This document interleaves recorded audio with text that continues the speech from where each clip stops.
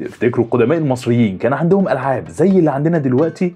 وده الجزء الأول. سنة 1861 اكتشف عالم المصريات الفرنسي أوغست مارييت مقبرة حسي رع، وحسي رع ده كان وزير في عهد الملك زوسر في الأسرة الثالثة، ويعتبر هو أول طبيب أسنان ذكر في التاريخ. ومن ضمن مقتنيات المقبرة كانت أول قطعة تكتشف للعبة سنت، وسنت كلمة بتعني المرور، وهي كانت لعبة بتتلعب من كل الفئات المجتمعية في مصر، وبنشوفها على لوحة والملكة نفرتاري بنفسها بتلعبها. وعلى الرغم إنها بدأت كلعبة ترفيهية إلا إنها مع الوقت اكتسبت بعد فلسفي وديني مهم جدا في حياة المصري القديم، فبنشوفها متواجدة في كتير من المقابر، ومنهم مقبرة الملك توت عنخ آمون.